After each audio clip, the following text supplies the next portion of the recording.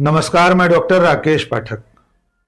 प्रयागराज में चल रहे महाकुंभ से बेहद दुखद खबर आ रही है। बीती रात वहां मची भगदड़ में 17 लोगों के मारे जाने और सैकड़ों लोगों के घायल होने की सूचना है। प्रशासन ने राहत और बचाव कार्य शुरू कर दिए हैं, लेकिन इससे भी ज्यादा विडंबनापूर्ण बात यह है कि उत्तर प्रदेश के मुख्यमंत्री, उत्तर प्रदेश की सरकार और मुख्य धारा का तथा कथित मीडिया इस बड़े हादसे पर पर्दा डालने की कोशिश में लगे हुए हैं। और तो और उत्तर प्रदेश के मुख्यमंत्री योगी आदित्यनाथ का सोशल मीडिया हैंडल इतने बड़े हादसे के बावजूद आज सुबह हिंदू मुस्लिम वाली खबरों से भरा पड़ा था। इसके अलावा सीएमओ उत्तर प्रदेश का जो ट्विटर हैंडल है, उस पर भी हादसे को लेकर कोई आधिकारिक जानकारी नहीं दी जा रही है। बाकी मुख्य धारा के मीडिया का क्या हाल है, ये आप खुद जाकर उन चैनलों पर देख सकते हैं। एक आध चैनल को छोड़कर कोई भी चैनल मृतकों की संख्या तक बताने के लिए तैयार नहीं है। आइए पूरे घटनाक्रम को सिलसिलेवार जान लीजिए।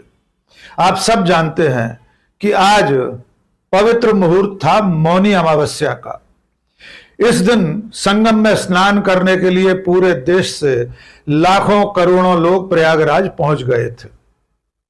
मंगलवार की रात को 12 बजे के बाद लोगों ने संगम तट की तरफ बढ़ना शुरू कर दिया। संगम नोज पर पहुंचने से पहले वहां पर भगदड़ मच गई। बड़ी संख्या में लोग वहां पहले से सोए हुए थे।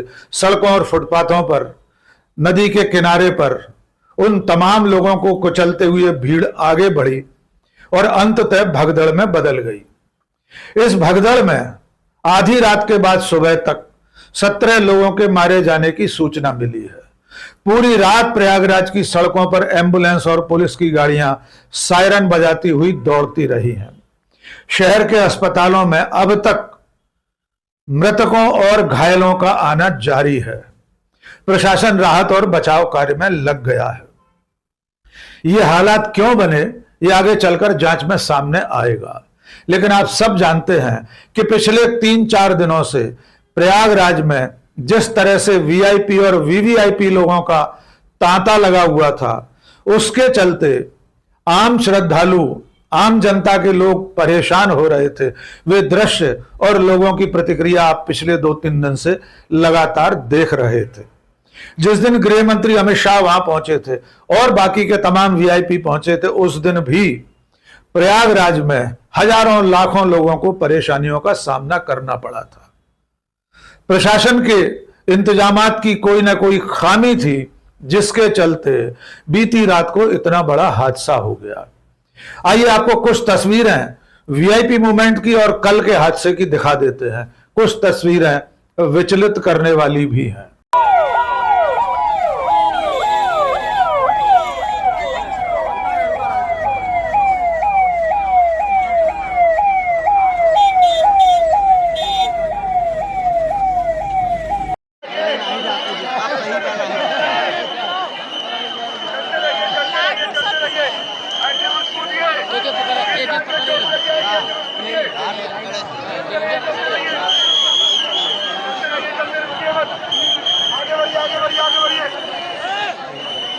आगे बढ़िए।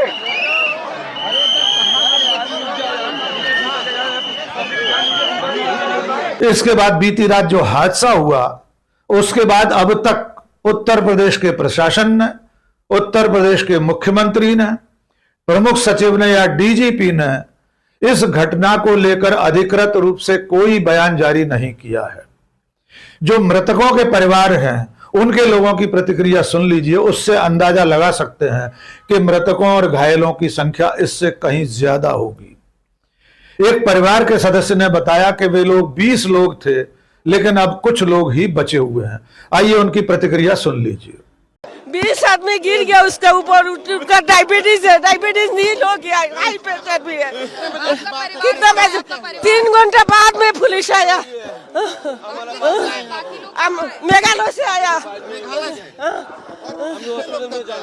हम लोग का तो बाकी परिवार कहाँ गया? फोन लुके। कितने लोग तब गए थे? ओ उधर में तो बहुत आदमी, गया, हॉस्पिटल में चला गया। क्या हुआ वहाँ, क्या नहीं हुआ वहाँ? अभी गया, तो भगदड़ मची या क्या? 100 का ऊपर क्या भैया क्या हुआ? भगदड़ मची आंटी वहाँ? भगदड़ मची? बागदौड़ में से प्रशासन कुछ भी नहीं किया। इतना टाइम से सीआरपी को बुलाया, पुलिस को बुलाया, कोई भी नहीं आया, कोई भी नहीं आया। ऐसे अनेक परिवार हैं जो 10-10 या 20-20 की संख्या में आए थे और अब वे 2 या 4 लोग बचे हैं, बाकी लोगों का कोई अता पता नहीं लग रहा है। महाकुंभ में किस तरह की बदइंतजामी फैली हुई थी, इसके बारे में महामंडलेश्वर प्रेमानंद पुरी का बयान भी सुन लीजिए। उन्होंने स्पष्ट कहा था कि कुंभ मेला प्रशासन पूरी तरह से नाकाम हो गया है। उन्होंने ये मांग भी की थी कि महाकुंभ का इंतजाम सेना को सौंप देना चाहिए। यद्यपि हम इस बात से सहमत नहीं हैं, क्योंकि यह सेना का काम नहीं है। स्थानीय प्रशासन, पुलिस और राज्य सरकार का काम है इस तरह के बड़े आयोजनों की जिम्मेदारी संभालना। आइए सुनिए प्रेमानंद गिरी अपनी बात कहते कहते किस तरह भावुक हो उठे थे। कि आज कुंभ को प्रशासनिक व्यवस्थाओं के द्वारा कलंकित होना पड़ा है।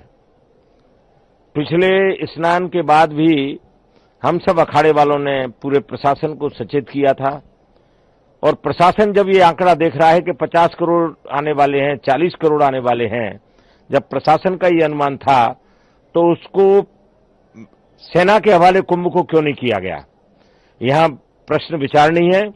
मैं उत्तर प्रदेश के चीफ सेक्रेटरी और उत्तर प्रदेश के जो डीजीपी लाइन ऑर्डर हैं, जो डीजीपी हैं, मैं इन लोगों को व्यक्तिगत हमेशा कहता रहा कि आप सेना को बुलवाइए और सेना को ये कुंभ हवाले कीजिए, क्योंकि इतनी जनता आने के बाद ये पुलिस प्रशासन के बस का काम नहीं है। और उसका परिणाम है कि आज हमारे ऐसे ऐसे श्रद्धालु, किसी के बाप का बेटा चला गया है,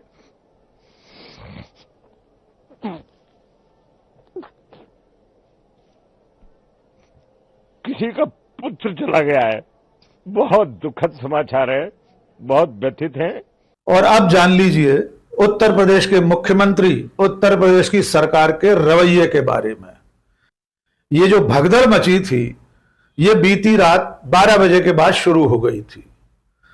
यानी उत्तर प्रदेश की सरकार को, स्थानीय पुलिस और प्रशासन को इस हादसे की सूचना तत्काल मिल चुकी थी। इसके बावजूद आज सुबह मुख्यमंत्री योगी आदित्यनाथ के ट्विटर हैंडल पर इस हादसे के बारे में कोई सूचना नहीं दी गई। इसके उलट योगी आदित्यनाथ का ट्विटर हैंडल दिल्ली के विधानसभा चुनाव में उनके भाषणों की कतरनों से भरा हुआ था।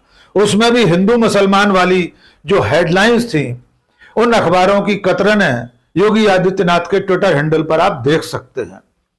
स्क्रीन पर देखिए, योगी आदित्यनाथ उत्तर प्रदेश के मुख्यमंत्री अपने ट्विटर हैंडल पर दिल्ली में दिए गए भाषणों की कतरनें आज सुबह तक पोस्ट कर रहे थे। ये जो कतरन आप देख रहे हैं, ये दिल्ली की सरकार पर आरोप वाली है कि उसने घुसपैठियों को बसाकर लोगों के अधिकारों पर कुठाराघात किया है। दूसरी कतरन है रूमाल रखकर किसी भी जमीन को वक्फ की जमीन बता देने के मुसलमानों के दावे पर। यानी आज की सुबह भी, जबकि प्रयागराज में इतना बड़ा हादसा हो चुका था, उत्तर प्रदेश के मुख्यमंत्री योगी आदित्यनाथ अपने सोशल मीडिया प्रोफाइल्स पर सिर्फ हिंदू मुस्लिम नफरत वाली कतरनें साझा करने से बाज नहीं आए थे। इसके बाद क्या हुआ वो भी देख लीजिए। जब आज सुबह इस हादसे की खबरें तमाम सोशल मीडिया पर निष्पक्ष पत्रकारों, स्वतंत्र मीडिया ने साझा करना शुरू की, उसके बाद योगी आदित्यनाथ के ट्विटर हैंडल पर इस हादसे में मृतकों की सूचना देने के बजाय अफवाहों से बचने की अपील की जा रही है। पहला ट्वीट उन्होंने इस तरह का किया है कि महाकुंभ को लेकर अफवाहों से बचें, जो श्रद्धालु जहां है वहीं रहे। इसके बाद उन्होंने एक बयान जारी किया, वो बयान भी सुन लीजिए। इस बयान में भी उत्तर प्रदेश के मुख्यमंत्री ने भगदड़ में मारे गए लोगों के बारे में कोई सूचना नहीं दी है। 2 शब्द उन्होंने शोक संवेदना के नहीं बताए और जताए हैं।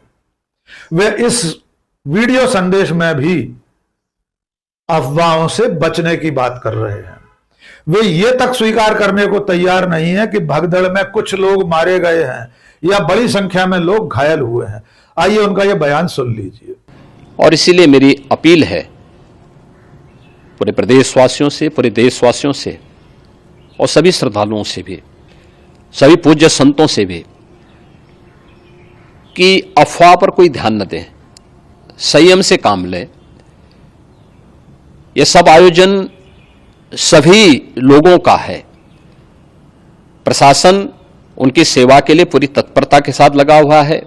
केंद्र और राज्य सरकार पूरी मजबूती के साथ वहां पर हर प्रकार का सहयोग करने के लिए तत्पर है। लेकिन कोई किसी अफवाह पे ध्यान न दे। कोई भी व्यक्ति नकारात्मक अफवाह फैलाने का प्रयास करेगा, उस प्रकार से नुकसान हो सकता है। अब आपको एक और बयान सुनवाते हैं। यह बयान है महाकुंभ के डीआईजी वैभव कृष्ण का। वे भी टेलीविजन के कैमरे पर, न्यूज चैनल के कैमरे पर तमाम सारी बातें कर रहे हैं। वे कह रहे हैं सब कुछ सामान्य है, लोग स्नान के लिए आगे बढ़ रहे हैं। लेकिन जब उनसे यह पूछा जाता है कि कितने लोग भगदड़ में मारे गए हैं, तो उसके जवाब में वे कहते हैं कि अभी हम इंतजाम करने में व्यस्त हैं, राहत और बचाव कार्य में लगे हैं, इसलिए हमें मृतकों के बारे में कोई जानकारी नहीं है। यानी कल रात 12 बजे हुए हादसे से अब तक इतने घंटे बाद भी कुंभ मेला प्रशासन के डीआईजी वैभव कृष्ण को मृतकों के बारे में कोई जानकारी नहीं है। आइए सुनिए वैभव कृष्ण क्या कह रहे हैं। देखिए, बहुत बड़ी संख्या में भीड़ आज मौनी अमावस्या पे सुबह से ही आई है और हमारा अनुमान है कि आज 10 करोड़ से आंकड़ा पार जो है वो होगा भीड़ का। और सभी आसपास के जिलों से, दूर के जिलों से भीड़ आई है। हम लोग पूरे रात शाम से ही सारे हमारे अधिकारी भीड़ नियंत्रण में लगे हुए हैं। और आप देख सकते हैं, यहाँ पे भी देख सकते हैं, संगम घाट है और इसमें जो है वो काफ़ी भरे हुए घाट, विभिन्न घाट चल रहे हैं और लोग सकुशल स्नान कर रहे हैं। सर, ये अखाड़ों के आने की क्या सूचना है, क्या कुछ है और इंतजाम आपने, जैसे हमने देखा, आपने अखाड़ा के लिए जो पार्किंग है वो स्थल और जो स्नान का स्थल है संगम वाला, वो दोनों घाट भी खाली करवा लिए तकरीबन। देखिए, सुबह चूंकि काफ़ी भीड़ का प्रेशर था, तो इसलिए विभिन्न अखाड़ों ने हम लोगों से ये कहा था कि आप लोग अभी जनता के भीड़ प्रबंधन पे ध्यान दें और हम लोग बाद में स्नान पर विचार कर लेंगे। तो अब चूंकि भीड़ नियंत्रण में है, तो हम लोगों ने अपने जो तैयारी हैं वो पूरी कर ली है। अखाड़ा मार्ग हमारा रेडी है, अखाड़ा घाट हमारा रेडी है और पूरा एरिया सैनिटाइज्ड है। तो हम लोगों ने अखाड़ों को ये बात पहुंचा दी है।